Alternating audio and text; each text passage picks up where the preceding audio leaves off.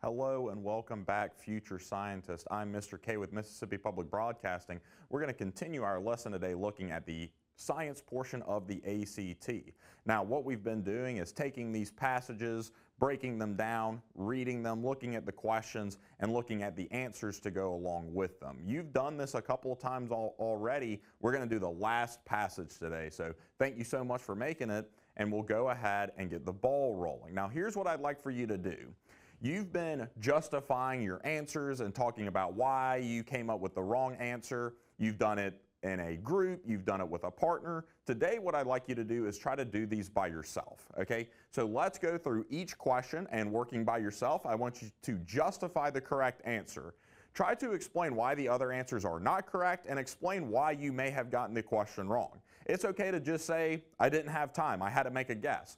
But you probably did get some time to answer a couple of these, so for those, try to really dig deep and find that reason why you came up with the wrong answer here. So without any further ado, we'll go ahead and look at the passage and the questions that go along with it.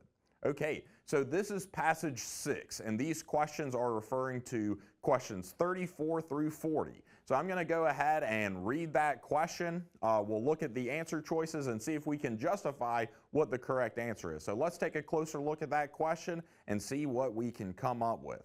All right, here's the question. It says, in study 1, as the ratio of fructose to glucose in the sweetener solution increased, the amount of sweetener solution consumed per rat per day, and there are your answer choices. What we should have gone with here is G, decreased only. This question tests your ability to interpret data from Table 1 and Table 2. Table 1 shows the ratio of fructose to glucose increasing as the sweetener changes from Q to U.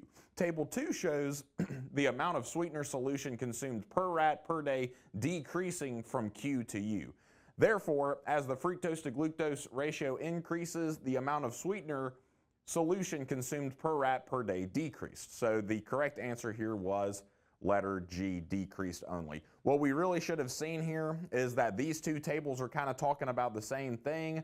This one's telling us the ratio. Table 1 is telling us the ratio of fructose to glucose, and then down here it's telling us how much they ate of that solution or that sweetener compared to solid food. As we went from Q to U, the amount of fructose increased, and down here, Q was actually the one that they ate the most of, and that as the fructose increased, they ate less and less of that sweetener. So G is the correct answer here.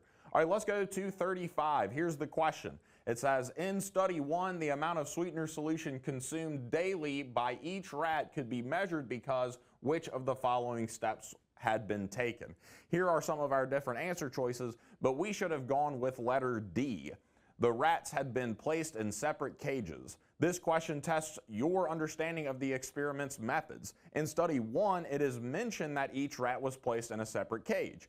This would ensure accurate measurement of the daily sweetener solution consumed per rat. The correct answer is D. So D is actually in our passage. You can see it over there that it says each rat was placed in its own separate cage. And you can imagine how, if you understand the experimental design, that's going to help the scientists keep track of how much food these different rats are eating. If there were multiple rats in the same cage, it would be really hard to figure out what food what rat is eating. But by keeping them in their separate cages, that helps to make sure we're getting good data here. So D is the correct answer. All right, let's go to the next one. This is 36. This says, suppose a sweetener composed of 46% fructose and 54% glucose by mass had been tested in study 1. Based on table 1 and the results of study 3, the Grenland concentration per sample would most likely have been. Okay, so our correct answer choice here is H, between 1,125 and 1,279. This question tests your ability to interpret data from two tables. A sweetener composed of fructose, 46% fructose and 54% glucose falls in between the sweetener ranges for R and S. Table 4 shows that the Grenland concentration for sweetener R is 1,125, and for sweetener S, it's 1,279. So therefore, the answer would have fallen in between those two numbers.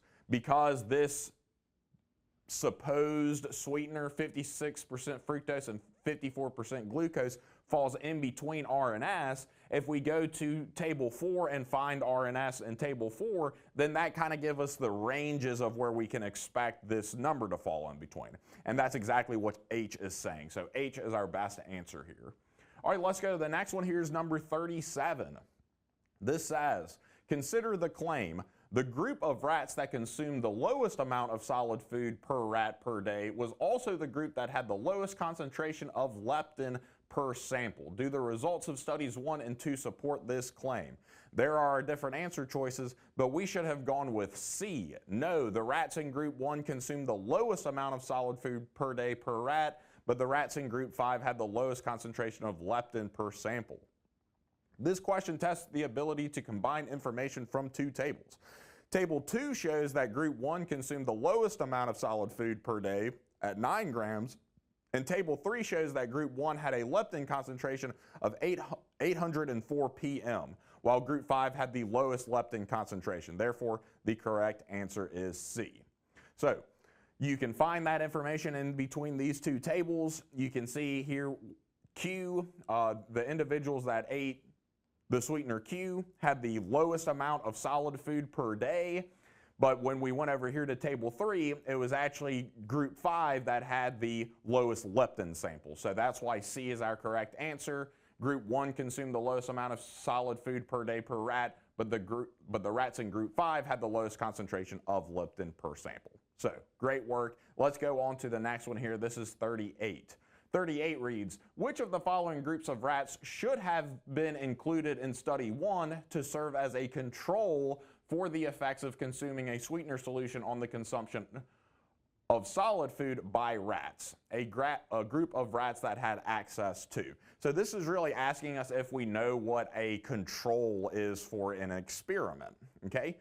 The correct answer here is H, only to water and solid food. This question tests the understanding of the purpose of a control in an experiment. A control provides a baseline to assess the effects of an independent variable on the dependent variable. In study 1, the independent variable is the sweetener solution given to each rat.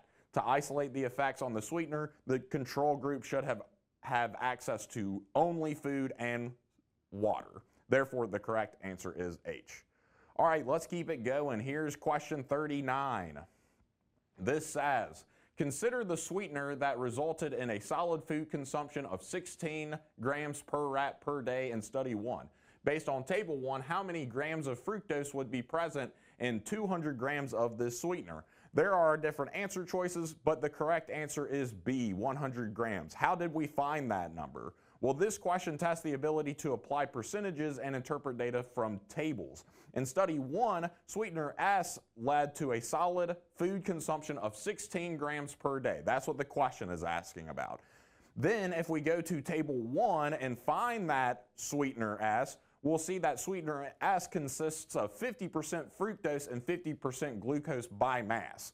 Since the total sweetener used is 200 grams and 50% of that is fructose, the amount of fructose is 100 grams. Therefore, the correct answer is B. So this is really finding information and then doing some simple math to find the answer. It wants us to find the solution that resulted in 16 grams per rat per day. We can find that information in table 2, okay? And then when we go to table 1 and look at sweetener S, we can see that it's 50-50. Half of it is fructose and half of it is glucose. So it's saying that if there's 200 grams in that sweetener, how much of it would be fructose? Well, because it's 50-50 and 50% of 200 is 100, the correct answer is B. Okay, here's the last question for this science section. This says, the experimental designs of study 2 and 3 were identical with respect to which of the factors listed below, if either? 1, the chemical indicator that was used. 2, the hormone with which the chemical indicator reacted. Okay, here are our answer choices, but we should have gone with J, neither 1 nor 2. This question tests the ability to compare the designs of two studies. In study 2, the chemical indicator used was indicator N, while in study 3, it was indicator P. In study 2, leptin was the relevant hormone, whereas in study 3, the relevant hormone was ghrelin. Therefore, neither indicator nor the hormone is the same between the two studies, and the correct answer is J. So, y'all, we have gone through this full science section of the ACT. There are 40 questions that we've gone through. We've gone through and justified each one of them. And today, y'all had some practice doing it yourself. So I really appreciate y'all hanging in there with me. Your teacher has some other work for you to do, so make sure to give that your best effort, and I hope everybody has a great day.